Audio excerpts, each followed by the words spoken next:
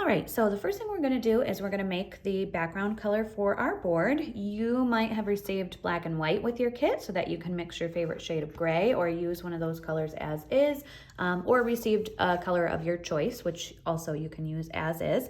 So what I'm gonna do first is mix up the color that I want, and then I'm gonna show you two different ways that you can apply your color. One is gonna make it look more like a stain, and one is gonna be a solid coat of paint. So I'm just kind of mixing up the shade that I like. I'm using rich tones on my project, so I'm gonna opt for a little bit of a darker gray, and I just wanna make sure that I get that mixed really well. So if you want a nice solid background without seeing any of the grain of the wood, all you're gonna do is take your brush and you can paint that on nice and solid. Make sure that you mix up a good amount and that it looks nice and even all the way across your board. And you're gonna do this on the top and the edge. If you want your color to look more like a stain, just get yourself a little bit of water. You can either dip your brush in as you go, or you can pre-saturate your brush beforehand. And then this is gonna allow you to see more of the wood grain showing through, so more like that stained look. And then again, you'll wanna do this on the top and the edge all the way across the board. So I'm gonna give mine more of the stained look. I'm gonna use a little water and come into the color that I put on previously. Make sure it looks nice and even. We're really worried mostly about the edges of the board since the middle of the board is gonna be covered up by the gnome. So just make sure that you really like the edges the way that they are. The color looks nice and even. Kind of press in if you have any little divots in the edges of your board. The rough cut edges, you're probably gonna have to do more of a pressing motion. That foam brush is gonna be better pressing to get in the little indents in there.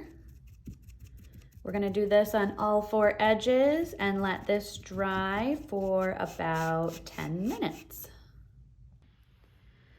All right, now that our board feels dry, you can decide if you want to distress your board by sanding it. You can use the sandpaper on the edges, and that'll just expose some of that natural wood.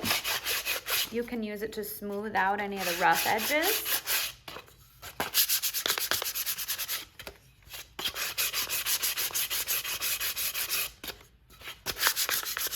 And you can also use it if you want to fade out your color across the top of the board. Just know that the more you press, the more it's going to take it down to the natural wood. So if you want to maintain a dark color, I would opt with less sanding.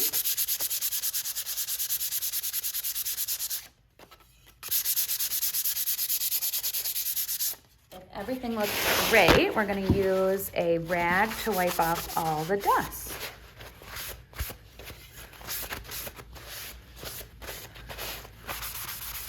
Okay,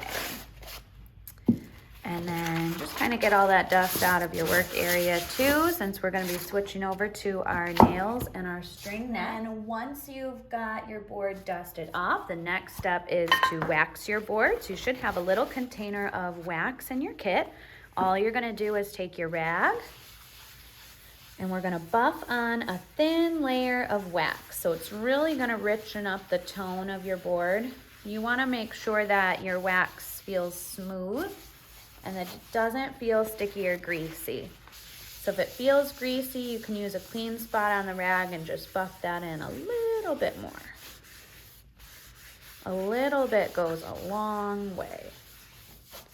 And we want to do the edges of the board too. They're not as important as the top, so just make sure you get the top nice and even.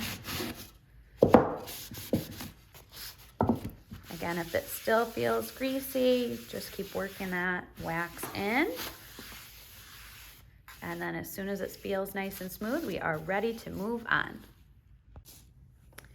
All right, so now that we've got our board painted and waxed, we are ready to move on to adding the nails. You are going to need the nails that were provided with your kit. You're also gonna need a hammer and Pliers are optional. These were not included, but I really find that pliers are helpful for holding the nail while you're getting it positioned and hammering it into the board. It just gets your fingers out of the way so you don't have to risk getting injured by the hammer, which is no good. So you're also gonna need your template, which is going to tell us where we need to put all of the holes or for the nails for the outline of the project. And you can choose if you want the hat slouch to be facing the left or right, or whichever way you want it to go. So just decide which way you want it to be, and then you're going to lay your template on top of your board in whatever direction. So our goal is to put all of the nails in about halfway into the board. Depending on your board and any knots or dents areas, you might have to work a little bit harder to get some of those in there. So what I like to do first is to create some anchor points for my template. So I usually do like the top and then maybe the two bottom edges, since this is kind of a triangular shape. That way our template isn't sliding around on the board as we're going. So I'm just gonna put in a couple nails to start, and you wanna make sure that you're getting them in as straight as possible. So just a few taps, and then kind of check the height of your nail and if it's slanted. The needle nose pliers are also helpful too for straightening out any of those nails and maybe popping some of them back up that are in just a little too far. So that one looks good. So now I'm gonna come down here to these bottom corners and do the same thing, kind of matching the height of the first nail. And then right here. And sometimes you kind of have to pop down and look at it eye level to make sure that they're all the same height, but that is looking good. This isn't gonna slide around on us too much now that we've got that in. So I am gonna go ahead and put all the rest of the nails in the outline. I'm gonna start at the top and work my way down. That way all the nails are coming towards me and I don't have to worry about getting my hammer into some tight spaces. So let's get started on that.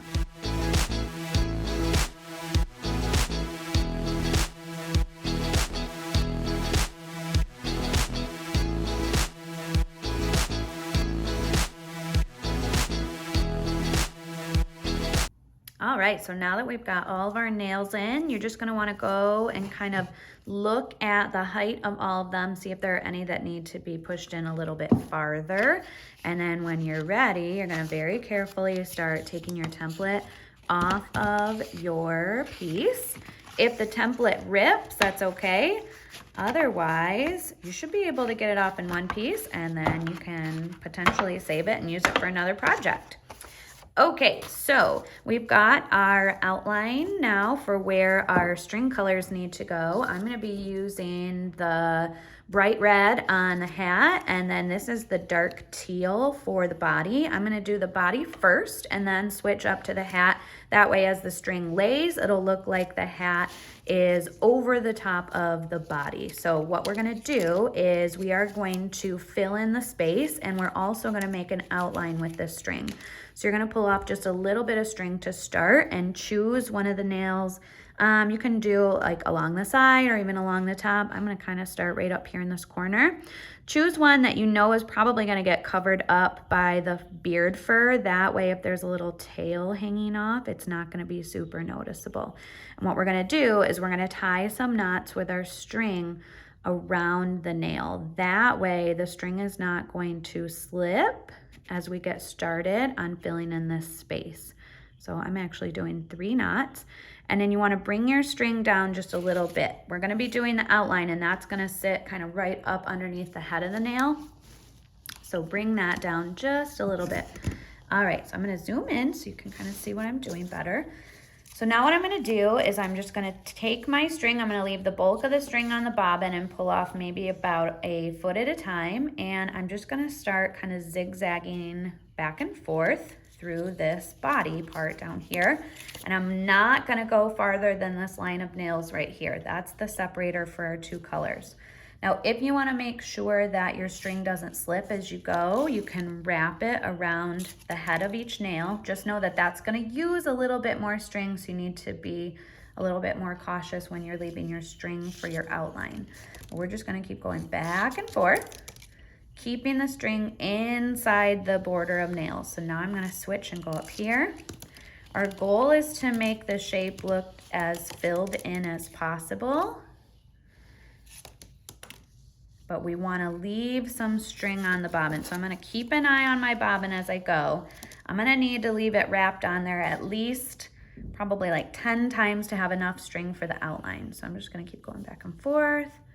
I'm gonna switch back this way. There's no right or wrong way to do this part. I know that's probably not what some people wanna hear, but the goal is just to make it look as filled in as possible, and you wanna make sure that you hit every nail. So check, every once in a while, check and make sure there aren't any that you've missed.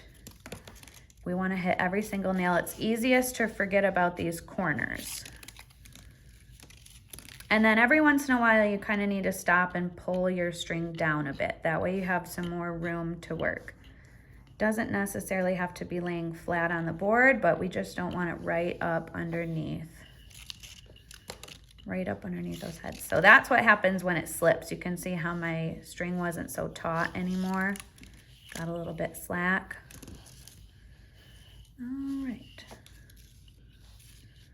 Just kind of create some different angles that'll make the space look more filled in.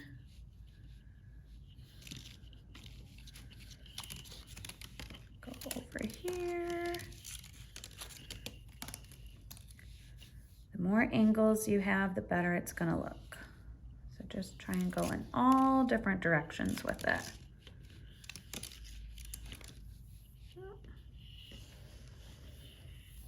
Okay, so I can definitely tell the string on my bobbin's getting less and less. So at some point I'm gonna be ready to switch over to my outline. Now is another good time for me to stop and push this down a bit.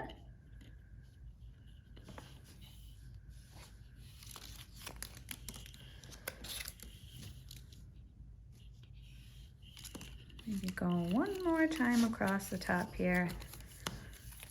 That is looking nice and solid. A lot of this is gonna get covered up by the beard as well. The hat is gonna be where it's most noticeable if it's not super filled in. All right, so I've got about this much string left and I'm thinking that looks pretty good. So I'm gonna go ahead and switch to my outline. You wanna try and take it back up to the nail where you started. That way when you end the outline, we can tie these two little tails together. And you wanna make sure that your string that you're working with is on the outside of the nail right here. That's gonna be the easiest for going around and doing our border. So what we're gonna do is we're gonna take it forward a nail and then take it backward a nail, and we're wrapping it right underneath the head of the nail. Now we're gonna skip the one that we started with first. So now we're going technically forward 2, backward 1, forward 2, backward 1, forward 2, and you can see this is creating like a double-sided outline around here. Now you can just go nail by nail if you prefer. I can show you what that looks like down here. That's just gonna give you, if I can get it to stick, single-sided outline. So you can see that looks just a little bit different. And that's totally fine if that's easier for you to do. This way is just filling it in a little bit more. But if you would prefer to just do the one-sided, you can definitely do that. So again, for the double, you're just going forward 2, backward 1, forward 2, backward 1. And then for the single, you would go nail by nail. And then it's the same process for the hat. So I'm gonna do that one a little bit faster. But what you are gonna wanna remember is on that hat up there, we've got this little curve that goes off to the side. So we need to get string in there too. There we go, we're back to where we started. We need to get string in there too. And look, I had that much left. That was perfect. So I'll show you how to do that same process. We're gonna tie these two tails together. I've wrapped this piece around the head of that first nail a few times, so hopefully it won't slip as I'm tying. Tie it nice and tight. Few times. And then we can snip off the excess of those little tails. All right. So you can use scissors to do this part. If your pliers have a little wire cutter edge, you can do that. All right, now we're ready for the hat.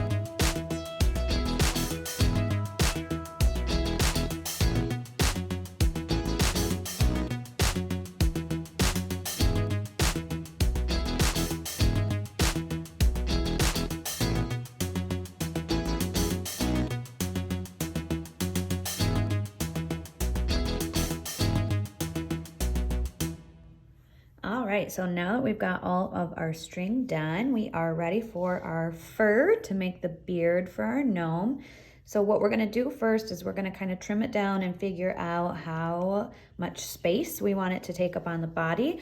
Some people might choose to just leave it all as one piece, or you might want to make kind of like a U or a V shape with it so that you can see a little bit more of the string underneath.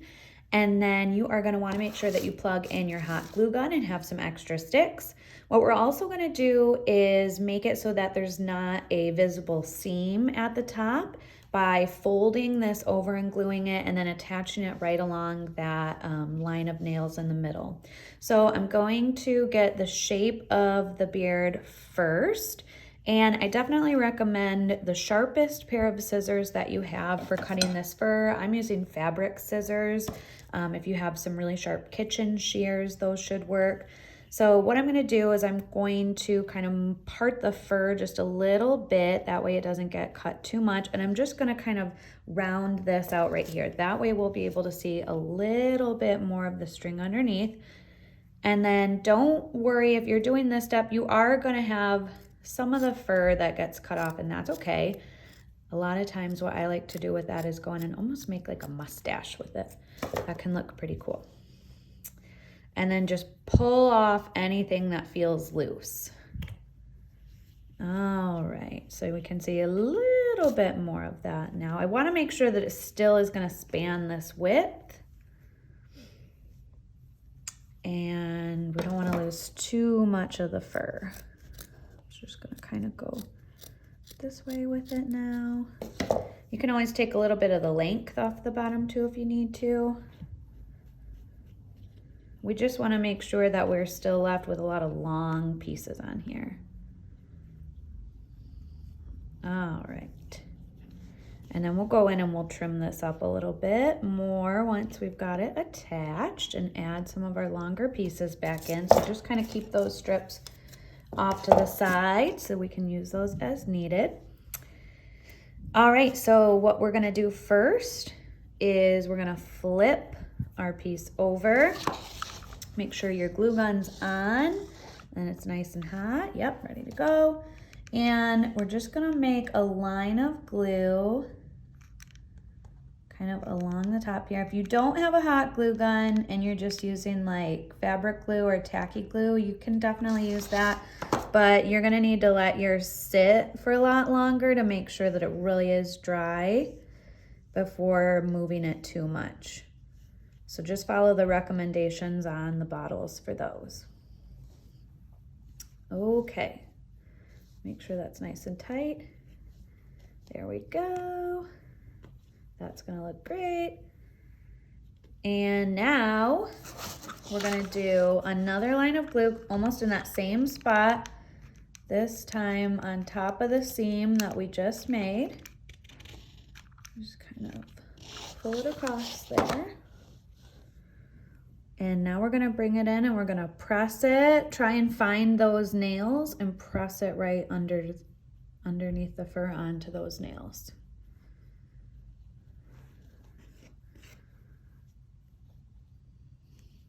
Just kind of pull a little bit, make sure it's not gonna move too much.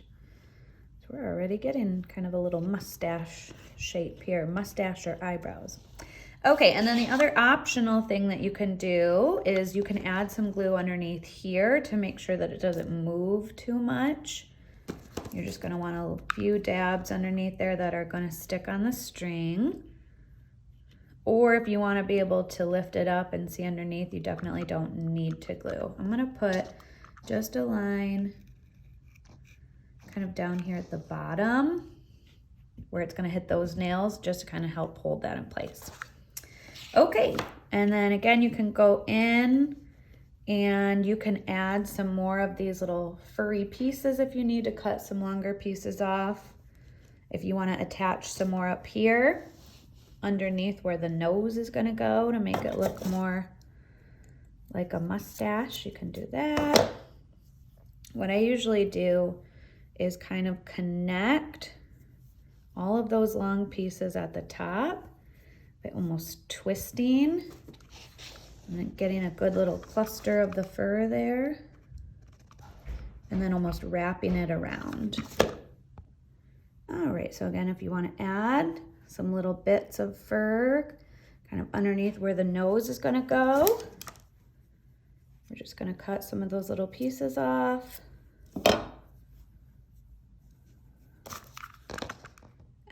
next thing that we're gonna do, yeah, your glue gun might get a little bit of fur on there. The next thing that we're gonna do is kind of cover up that little area where we just added that with the round disc for our nose. So you can choose to paint this if you like. I'm gonna leave mine just as is, and I'm gonna pop it right there. See how it's gonna look with those little pieces coming out the side? Gather up all my excess fur. All right, I'm putting a little bit of glue on the back here. If you find that your glue gun is getting pretty stuck with fur, you can just kind of grab that out or use a toothpick to grab it out. But once you've got your hot glue on there, you're just gonna set your disc down, hold it and press it until it sets. You can always come in and add a little more fur behind that and just kind of fluff them and trim them up as needed. If you're not feeling the long pieces that kind of stick out to the side here, you can trim that down a little bit. Just make sure for these pieces, you kind of want to bring it all the way up to the top that we made here. That way you don't have some little cut remnants. You can see like a couple of my pieces got cut kind of short when I trimmed it down. Otherwise, that is it. This guy is looking great, and I think he is ready to display. Your gnome is all set.